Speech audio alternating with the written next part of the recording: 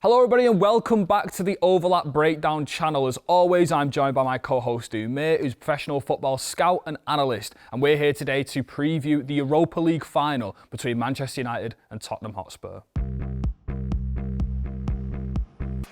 Okay, this is a fixture that's a big one. Yeah, there's not been many Europa League finals anticipated more than this one, and it's obviously everyone's talking about how bad both the teams are in the league, and at the time of recording, both of the teams lost at home 2-0 at the weekend, which is just kind of typifies everything about these two teams and the seasons that they're having. But I think, speaking for both teams, when they're going into these games now, I don't think any player or fan really cares too much about the league games in terms of, kind of the way you're going into it. Every onus is being put on the Europa League final. And even though we're not going to focus too much on the Premier League final, we're going to speak about what the teams have provided in Europe, because that has been where they've, played their best football, and that's been what has got them to the final.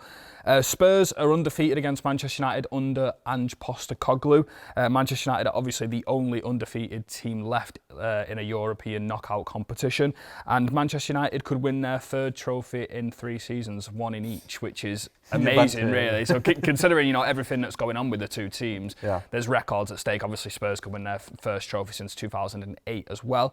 And I think Ange Postecoglou has obviously got this thing for winning any second season. It's actually a brilliant quote, He actually petrifies me a little bit, because he's so confident about it. But I wanted to ask you, before we go into sort of the game itself, I want to ask you, how come both of these teams haven't got better since the turn of January, for example, where everyone thought, it's just a rough patch, but they've actually got maybe worse? I think with both teams, you've got a kind of set system by both managers, and both managers have been fairly rigid in straying away from that. I think there's some changes that Ange has probably introduced in the last few weeks, particularly in the European competitions, that we'll touch on and we'll explain a little bit. But in general, his principles and his philosophies, like Amorim, have stayed roughly the same. And after January, you're not bringing in any new players. Obviously, some players return from injury, but not too many. I think both managers have had most of the players that they currently have for a fair bit of time. And when you've got players that perhaps don't suit your system and you're not changing your system, then obviously you're going to get the same sort of results. The only change to that would be if, by playing them regularly, they get a bit more chemistry and they kind of understand the system a little bit better. But over the course of a few weeks or a few months, I don't think that's necessarily going to happen. I think for Amorim, obviously players like Ahmad coming back, Mason Mount, a brilliant player coming back into the squad and finding his form a little bit.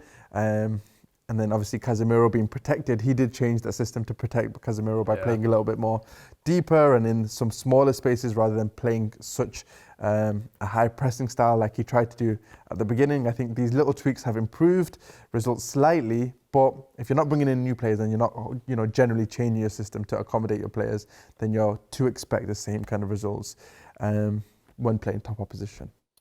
Yeah, and obviously I think it's been well documented how poor, these two teams have been this season. So I'm going to show you a little bit of data now on the screen, which has Manchester United. We'll start off with first. We have got their per game Premier League numbers in comparison to their per game Europa League numbers. So they've played 14 Europa League games and 35 Premier League games, which is hilarious considering Manchester United have only scored 7 less goals in the Europa League as to what they have in the Premier League, which is incredible. So obviously the average is 1.2 goals per night in the Premier League and 2.5 per night in the Europa League, showing that there's clearly something with Manchester United, whether or not it's the opposition taking in. I think Amorim spoke about the physicality difference.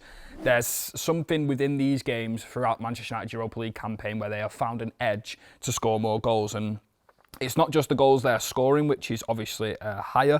Their touches in the opposition box is up by 10 from 26 to 36, which shows, again, they're getting higher at the pitch against these teams. They're holding more possession. Really interesting overall for the package of Amorim, because when I've watched Manchester United in the Europa League, it does feel like there's this gravitas, especially in the Old Trafford games. It does feel like there's a sense of, a little bit more, straying away from the pragmatism and going a bit more full throttle and, crashing the box and trying to get goals. And I wanted to ask you straight away that Amorim's spoken massively, before we talk about Spurs, Amorim spoke massively about Manchester United aren't good enough physically to compete in the Premier League at the top level, which is it's not a good enough excuse for where we are, but it's an excuse that he's openly talked about. How is it the case that it can be the difference between scoring 2.5 goals to 1.2 goals? How is that possible? Yeah, I mean, it depends on how you're getting your chances, first of all, and the spaces in which you're able to play around. So I think when you've got a really strong physical team, one, you open up the ability to win the ball high up the pitch as a form of chance creation. It's interesting actually when we talk about these two teams, because in the Carabao Cup game, Manchester United actually, I think it was 4-3 in the end, but Manchester United, many of their big chances and their goals actually came from pressing really high up and, you know, getting turnovers in and around the opposition box. So obviously, in and of itself, high pressing and turnovers, I think Jurgen Klopp said, is one of the best forms of chance creation. Yeah, playmakers. Playmakers, yeah. I think that was the right word that he used. And one, physicality lets you do that. Two, I think with Manchester United's ability to counter-attack, once they do sit in deep, if you've got teams that are really strong at the back with really physical sort of pivot players and very physical sort of defenders, then obviously they're going to be better equipped at defending those counter-attacks. In the Premier League in particular, if you think of the likes of, for example, Arsenal, Newcastle, Manchester City in the last few weeks, Liverpool, they've all got certain players who are more physical, who can track back and stop those counter-attacking chances better than perhaps some of these European teams do have at the back. So on the basis of those two things, I think generally having a lower level of physical opposition allows you to get more goal scoring opportunities, but it also allows you to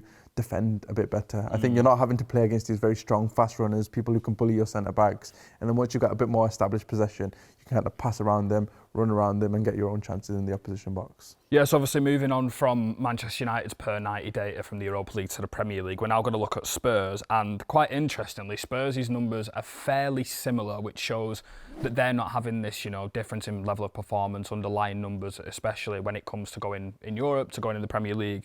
The major standout aspects is that they, on average, keep 4% on average less possession in the Europa League games in comparison to the Premier League games, showing that obviously they're being a bit more adaptive in the Europa League games, as we've spoken about.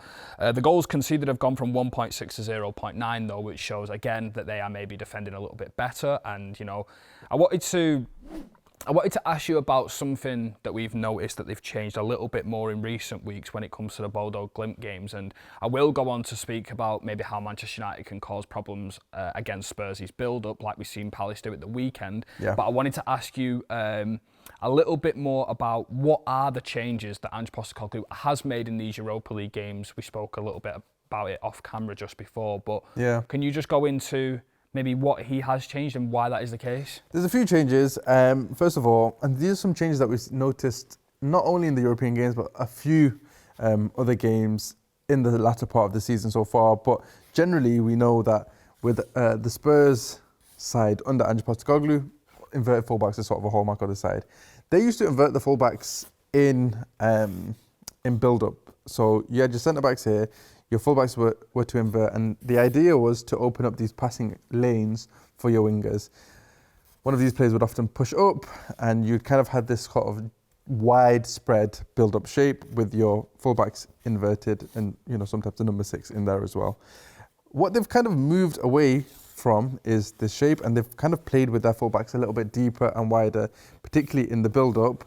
And I think some of the rationale for that is, one, it allows you to play around some of that initial pressure with the ball so focused in the middle and build up focus so centrally. Previously, Spurs were often victims of losing the ball in these areas and then having the ball go directly back at their goal. Whereas if you were to lose it in some of these wider areas, then there's still some of that opportunity to recover. You've still got your centre-backs in good positions. And yeah, they've often played with sort of their 2 pivot players in here, protecting that area a little bit better. So it's better spacing-wise, and it's better for trying to play around that initial block. They've again, in attack sometimes now, as of recently, tried to push up their fullbacks and almost use them as the width. They've always kind of played with this sort of, I'll just rearrange the board here, almost like this very attacking 2-1-7-ish shape. So you've got a couple of players that kind of support Solanke up there. You've got your midfielders who, you know, can look like a 2-3, but it often looks like a 2-1-7 rather. But yeah, now you've got your fullbacks kind of holding that width a little bit, and then your midfielders are a little bit better positioned to support defensively here. The profiles are probably better as well. 100% agree. Yeah. I think one thing I want to highlight about Ange Postecoglou at Spurs, and probably one of, in my opinion, the biggest reasons why he's struggled, is he often prioritises rotations over getting players in their best zones. Now, what I mean by this is, of course, you've got Udogie and Porro in some of these positions a bit more as of recently, and I think that suits their quality massively. But we're still seeing these rotations, and often in build-up, we're seeing Richarlison drop into sort of these areas. You've got Udogie moving into these areas, or even these areas, and Maddison in sort of wide left areas. And the purpose, I think, is with rotations, you lose your man and you can kind of build up and attack spaces unmarked and get players running into these areas.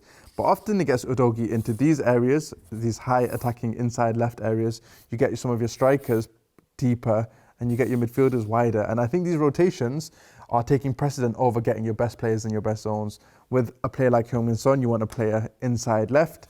With a player like Udogie, I think I really like him running out wide. Line, yeah. Richarlison, I really like him attacking the box in those areas as well. And we're essentially seeing a prioritization of rotations rather than getting your best players in their best zones. And all in all, I think he's slightly shifted away from that. And that's some of the changes that we've mentioned. He's improved the build-up shape a little bit. But again, there are still some glaring issues in the system that we'll certainly get onto when we talk about United's strengths, obviously, as well as their weaknesses. If you're enjoying the video and want more tactical analysis and podcasts, please press the subscribe button below and hit the bell to enable post notifications. Okay, now, so moving on from Spurs' build-up and some of the things they have changed, and I wanted to show a little bit of an example from the game against Palace, where obviously they also play a 3-4-3, which is the same system as Amorim, and I think Glasner laid down a really nice blueprint to show an example of how you can create chaos in Spurs' build-up. So if we imagine that Tottenham Hotspur are now the team in red, so as Umair's just covered, they are building now in just a flat 4-2 with the fullbacks nice and wide. Now, what Palace actually did is they didn't press initially from the goalkeeper. As we know, Spurs like to play out from the back no matter what. So as we can imagine, it was Kinski actually who had the ball here, and if the ball is played onto this player here, I want to show you something that's really, really interesting that Palace do, and I thought it was really, really effective in this game.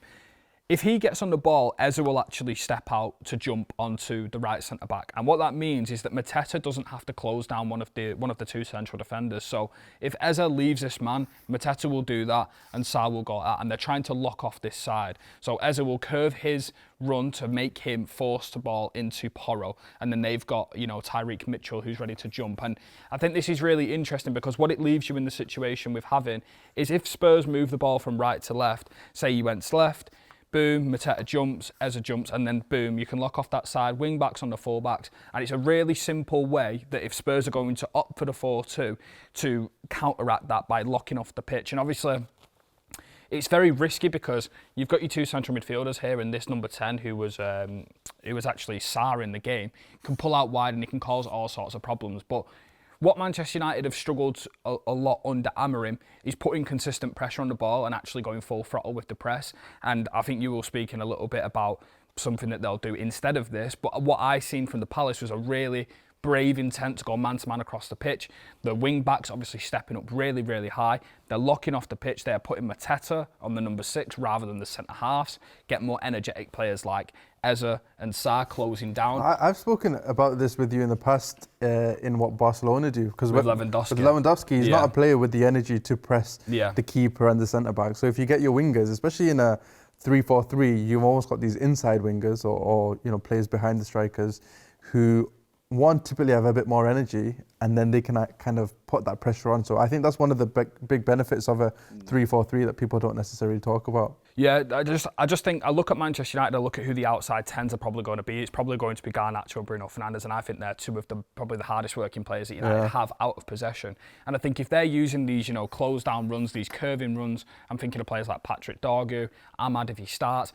If they're curving the ball out and they're forcing these long balls from Spurs, I think Manchester United can win the second balls and can win the knockdowns in midfield. I think this is where Manchester United will probably have the better of Spurs in terms of the physicality, but I think it all comes down to putting constant pressure on the ball. And if Amorim isn't to put constant pressure on the ball, then he has to decide to either sit completely deep and be really small, compact, tight together and rely on the counter-attacks. Because what we've noticed, especially in the games against Spurs, is this, and we've spoke about it a lot, this 5-2-3 where you've got 3 forwards who aren't really putting pressure on the ball, and then you've got these midfielders who are spinning all over the place and they're just dragging your midfield 2 out. But I wanted to ask you if this is something that Amorim can take inspiration from, if he'll actually do it, and if you think it's a viable strategy for Manchester United. I certainly think it's a viable strategy. I think when we look at that 4-3 Carabao Cup game, most of United's big chances, and I think 2 goals directly came from pressing really high up the pitch. Then there was Xerxes and Ahmad particularly who were good in this regard, but pressing really high up the pitch, forcing turnovers, forcing the issue and directly scoring from that pressure. We know Spurs struggle, especially in their build-up shape and in some of that player quality that they do have. So on paper, if you have a very strong press against Spurs, Spurs are either going to give you the ball and concede, or they're going to go long. And if you've got players who can combat that, then on paper, that's the way to go. There's a big caveat to all of this. And I think the caveat is we've seen Amorim's side press in this shape and it's been disjointed. In that same game, although a lot of United's goals came from pressing high, the goals they conceded came from Spurs having the ball, not necessarily in direct counter-attack situations, but in sort of kind of settled possession, but with United not stepping up intently. So they kind of halfway applied pressure to some of these players whilst having a fairly high defensive line relative to what you would expect from a team defending off the ball. So instead of protecting their box, instead of pressing high, they were kind of in this lazy mid-block, and then Spurs would play the pass in behind, Solanke would run in behind, and Son would run in behind, and players like that. And that was the biggest flaw for Amorim's Manchester United against Spurs. So all things considered, you can press high, but if your wing-backs aren't jumping intensely, and if Spurs have the ability to play long into space against your lazy pressure, then you're going to open up chances to be attacked and concede a lot more. Especially Porro, I think in recent games, the ability that he's shown in those long passing situations, particularly to sort of late midfield runners in Maddison, for example, that's a really big danger point that Manchester United need to look at. I think Amorim, he's a sensible man, and I think he, in European competitions, even at Sporting, has been fairly pragmatic. So although on paper, pressing high, I think pressing high against Spurs is the best way to beat them. I think the safest way to not lose immediately or to reduce the chances risk. that the risk that you might lose is to sit in and then play on attacking Spurs' poor rest defence. And I know in build-up they've, they're putting a midfielder perhaps a little bit deeper. That instead of playing with Kulusevski, Maddison and a DM, they're playing with sort of a double pivot in their profiles at the moment. I still think that their rest defence, their ability to defend counter-attacks is their biggest weakness. And in doing so, Manchester United have brilliant counter-attacking threats still. Bruno Fernandes can launch the ball. Garnacho, for as many chances as he misses, gets into the situations where he can score those. Mount coming back in is good in those areas, and Amad Diallo is probably the biggest plus coming back into the side, attacking those big spaces. So, I think it's a brilliant plan, but I think what Amorim will do, and is probably what is a safer option in a final, is to sit in, play your 5-4-1, attack the big spaces against a very poor Spurs rest defence. Obviously, Spurs are playing in this game, so I'm going to obviously give some points in favour of them too. So I actually did some research last night, and this is quite interesting. I'm quite proud of this as well. Spurs versus back threes this season have created 1.74 expected goals in comparison to 1.36 on average against a fullback, which is quite interesting because I think it shows that they are creating a third of a chance more in terms of the quality of chances against back threes. And one of the problems that you've just touched on there, but one of the big issues that I found in the 1-0 game for James Maddison was if Ruben Amorim does sit in that lazy 5-2-3, Spurs have just got way too much fluidity to get in between. And I think Maddison is an absolutely huge loss for Spurs in this game because in that game, I think it was well, he scored the goal, but he was the player who Ruben Amorim kind of built his defensive tactic around to prevent him. But Maddison was so good, so intelligent off the ball in terms of moving into these pockets of space. He kept dragging Bruno Fernandes out of the forward line into left-back positions. They had Jed Spence running inside, and then they had the left winger who was also coming inside.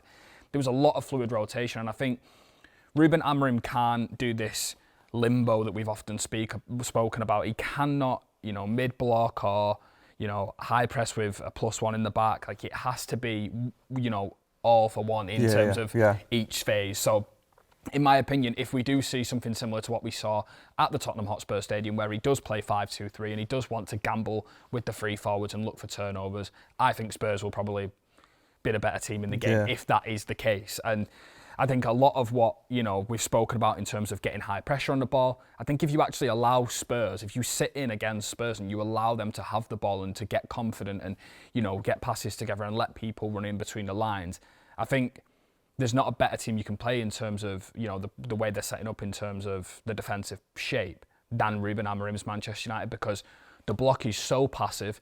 The back five don't really step out in settled defence. The midfield two are really isolated, but they go man to man, so they'll be getting dragged about anyway. And we do have transition threats. This is in the 5-2-3 rather than the 5-4-1. Yeah. And I just think that if in the first minute in Bilbao, if Spurs are on the ball and United have got 3 forwards high, 2 midfielders on their own with no support around them, I'll be shaking my head thinking... Well, a point actually that supports what you're saying completely is when Spurs have been pressed in the last few games that I've watched, they've got this tendency to go along actually, especially from their left centre-back. And then when they do go along, given their rotations and given their lack of sort of rest defence, they've got a lot of people in and around the ball, especially on that side. I think focusing on the left side particularly, in my head, if that system that you're describing does come into play and they press with their front 3, your back 5 stay fairly deep, you've got these 2 players in no man's land and they play long. Even if they lose that first ball, you're getting 2 or 3 players, Udogie or Richarlison, picking up the ball in front of that back 5, ready to attack. And the other side, obviously, you'll have Brennan Johnson running in behind. So I think, oftentimes we say the game will sort of feel itself out and, it's hard to predict what will happen. But depending on what system Amorim does opt for in this game, I think it will dictate a large picture of the game, in a big way. So moving on into the final segment before we wrap up, and I wanted to ask you, who do you think is going to win the Europa League final? I think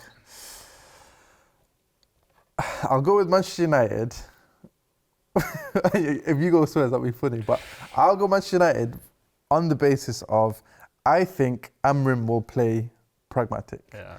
And if he does, although they'll feel the pressure, they've got good counter-attacking threats. And above anything else, I go back to who has the better players and which team has players that can stand up on a certain an occasion and kind of put in a performance that will win them a game. Who can maximise those fine margins? I think both of these teams have been absolutely horrible over the last few weeks.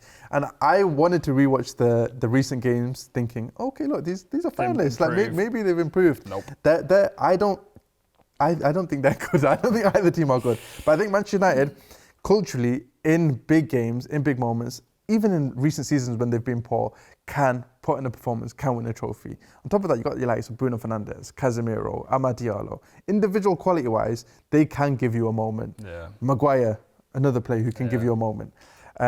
So if they sit in deep, play on their strengths in terms of counter-attacking, keep it fairly cagey, play on that sort of cultural innateness in them to get a result in a big game like this, I think that they can do it. If they try and go sort of gung-ho against Spurs and they're uncoordinated, then Spurs have more than enough quality to attack those big spaces in behind them and score many goals. But they're both very sort of kamikaze teams. It'll be a fun watch either way. I think United need to reduce chaos more than anything. Yeah. I've been shaking my head throughout that entire segment thinking, I thought you were going to choose Spurs, and I'm like,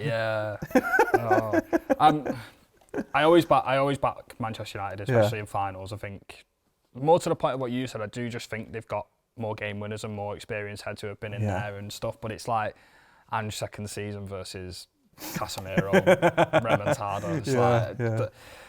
I just think the best players often win. Yeah. Unless there's a big system error that massively puts your best players in places that they can't affect the game, then fine. Like then there's that discrepancy. But one thing I will say I think United have better players. One thing I will say is, like, before I ask for your actual score prediction, the way both teams, in my opinion, have kind of disregarded the league has been quite sickening. We're going into games and it's just like next Thursday, Manchester United historically are a team that are supposed to be top of the top. Yeah. And we're just disregarding people are okay with losing against West Ham. I don't like that. And I just think, obviously the manager's not instructing them to do that, but they can tell. Well, he's frustrated. Yeah, like I think both of them are like fuming because they're not getting, maximum performance in the Premier League games, but I think they understand why. But it's going to look even worse if you lose. Score prediction. Score prediction. I'll go 3-1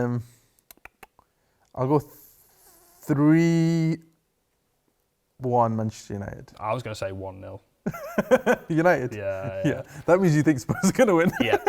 Yeah, pretty much. I'll go 1-0 Manchester United, and I will go Garnacho to score. Why not? I love Garnacho. He's one of them guys. Yeah. That's another video. That's another video. Right, thank you very much for watching. If you did enjoy, please don't forget to like, comment and follow the channel, and we'll be back next week for some more analysis and podcasts. Thank you.